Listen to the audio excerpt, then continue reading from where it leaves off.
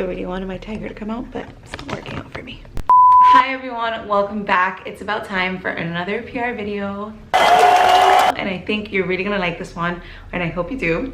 And if you do, let me know. So for a little bit of background context for anybody that's new, I work in PR. And I also do freelance writing. So today I'm going to talk to you as a freelance writer about the pitches that I've received from PR professionals and from people working in the PR industry that sort of want me to feature their brand or want me to learn about their brand story or whatever. And I think this is going to be really fun. I think it'll give you a better idea of how people are pitching these days. I think if you're trying to formulate a pitch or trying to learn how to pitch, it'll help give you several ideas of how to do that. So there's a dead plant here, if you haven't noticed. I have to repot it, but I haven't had time to. Just to preface this, because there's going to be some certain points that I'm going to be addressing. I've written bad pitches and good pitches. My pitches are not always good. They don't always start good, or I didn't start like writing good pitches. I had a really great training, and I continue to have really great training, and that is how I can like finesse my pitches a little better. But I'm just speaking to you from experience and from also personal taste, like in terms of what I like when I get a pitch and what is more effective, like when you're actually trying to reach a journalist. So I want to talk to you more about that when we jump onto the pitches. I've written locally in Miami about restaurants, a lot of like dining scene stories, a lot of like where to dine in Miami, and then some articles also about small business owners and their businesses in different areas of Miami. I've also written about marketing for a financial blog. And then for Pop Sugar, I write for the Latina vertical, which focuses on stories that have to deal with like Latinas and in general like the culture. My background, and I want to explain this because I'm gonna get pitches from people who are telling me about their new restaurant or who are inviting me here like to go dine, and you guys might not know why. So I wanted to let you know that that is probably the reason why. So with these pitches, I don't want to say they're good or they're bad because I don't want to like judge it like that, but I think that some of them are a better fit for me and for what I write, and some of them are not. So that's how I'm going to judge the effectiveness of the pitch, and that's just for the purposes of this video. So what I'll probably do is I'll put the pitch on the screen so that you can see it, but I'll black out the client and any information. It's not really private information. I just don't want to really put people out there, people's names or people's clients. So I'm going to black that out, but you'll still get the gist of it. First one is an art pitch, and it says, "Hi Swanee, I hope you're having a great week so far. I would like to introduce an artist to you that I hope you will find value in featuring in Pop Sugar. Artist name is a new Swiss Middle Eastern visual artist and designer who uses camp aesthetic to create a new expression of graphic art that blends the digital world with the physical. She explores uncharted new harmonies where nature, cityscapes, blah, blah, blah." And then, so description of her work, and then where her work has been featured. And then please see attached press release and images for information. So something I really liked about that pitch was that it was short and concise, and it's sort of straight to the point. Another thing I liked is that they included Pop Sugar, and I think that really shows me that they know my work and that they're familiar with what I've been writing and where I've been writing. So it's tailored for the specific outlet that I write for, so that's something that's really good about it. And I like that the artist is female because I do cover a lot of women's topics, but this artist is Swiss Middle Eastern, so it wouldn't be the best fit for me because for Pop Sugar I cover Latina vertical, and so Swiss Middle Eastern artists wouldn't really be featured there. So that's sort of where I would say, okay, like I don't know where I could fit this, or I don't know where, for what publication I could cover this, so I don't think it's a fit for me. You know, I could send it to somebody else for coverage, or I could send it to my editor or whatever. I think that from this person's end, doing a little bit more research on somebody maybe at Pop Sugar who does cover art and who does cover like different artists from all over the world would be a better fit versus me who only focuses on like one specific niche.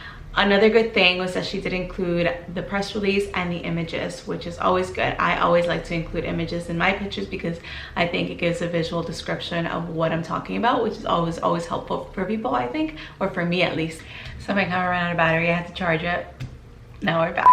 So the next pitch I'm going to read is a beauty brand, and this came after my hyperpigmentation article on Pop Sugar, in case you want to read it or check it out, and I'll put it in the link below. And this was a really timely pitch because I had just written an article about beauty, so I think that that's something that you should always keep in mind when you're pitching. If the writer has recently covered something or if they're focusing on a specific subject. So we'll read it together. "Hi Swanee, are you working on any skincare stories? If so, want to make sure brand name glycolic renewal cleanser is on your radar. Please see below for product info and let me know if it might be a fit for anything you're working on. Happy to send over any additional information you might need along with samples, high-res imagery.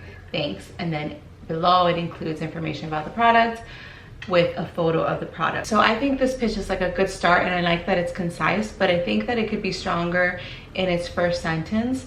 Are you working on any skincare stories? Like, I think if she were to connect it with what this renewal cleanser actually does, like, does it help with like skin texture, or does it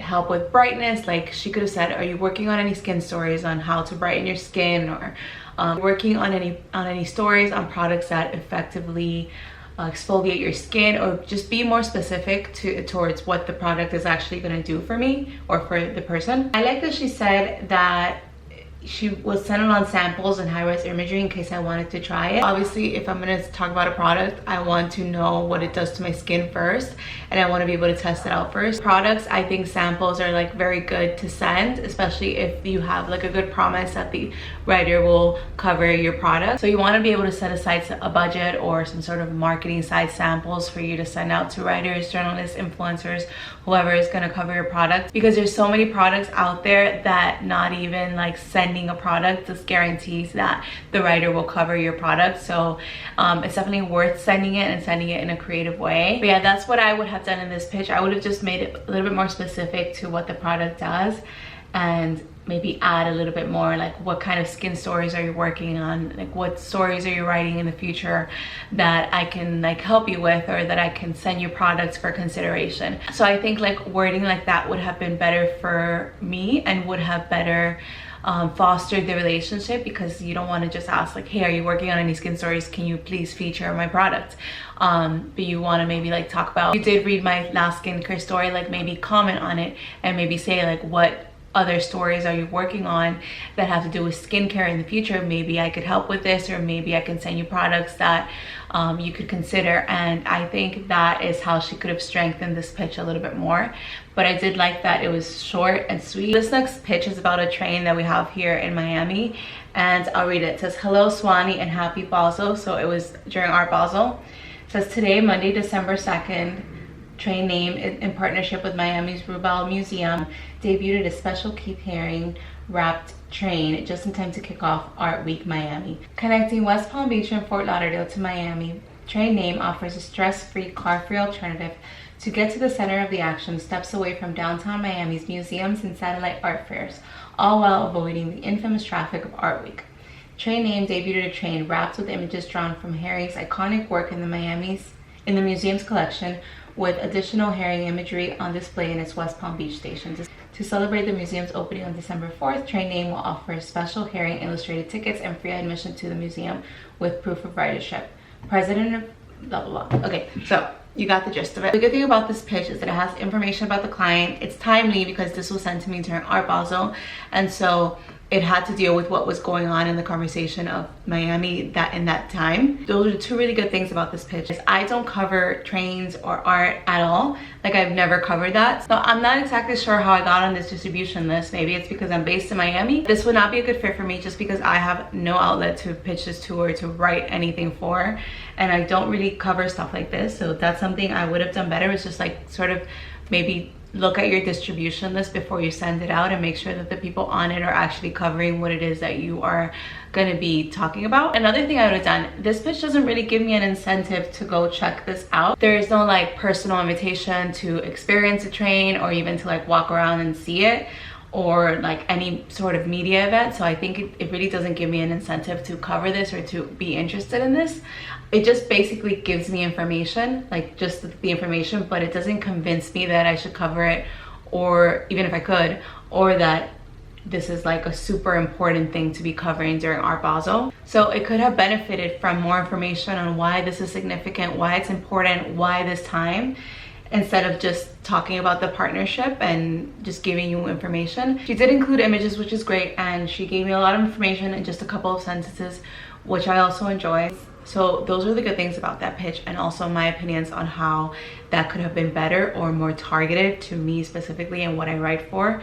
And you know, somebody else could have received this and think it was a perfect pitch because they covered this type of stuff. but I don't, so it wasn't the best pitch for me. I just want to make that clear because I don't want people to think that I'm like critiquing other people's works. I just think that like for the purpose of what she was trying to get, which was coverage, like I wouldn't have been a good fit for that. Okay, lastly, we're going to talk about a new client pitch. Sometimes when agencies sign a new client, they distribute information about it just to everyone in general so people can be aware of a new client that they have in case it's a fit for any upcoming story. So let's read this one. Hi there, I'm excited to personally introduce you to agency's names, newest client name. Here's a quick snapshot of the concept if you're unfamiliar. Then she gives me a quick snapshot, basically 2 sentences about the background and then a couple of more sentences about the concept. So this is a place where the community can come together to enjoy locally roasted coffee, beer, wine, and delicious food options.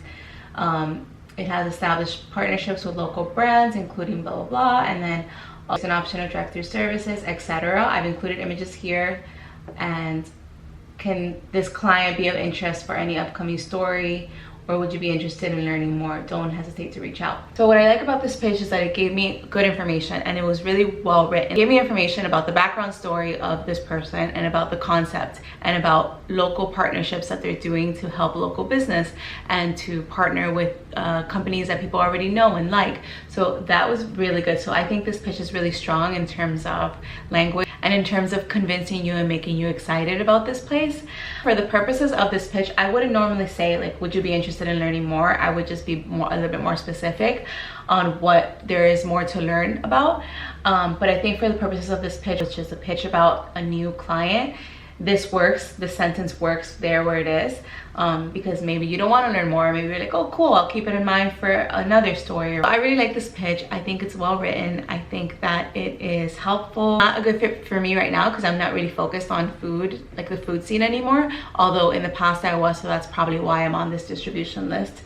But it's also good to know because maybe I can pitch it to one of my editors at a local publication in Miami, even though I'm not like specifically covering food, but I am covering like small business stories and stuff like that. So I think this is a good one. So that's it for all of the pitches. I hope that you enjoyed this video and were able to like learn more about pitching and about how people are doing it these days and get the 411. I hope it was informative. I hope it helped you, and I hope that it answered some of the questions that a lot of you had in my other PR videos, like about how to pitch better, or how to write better, etc.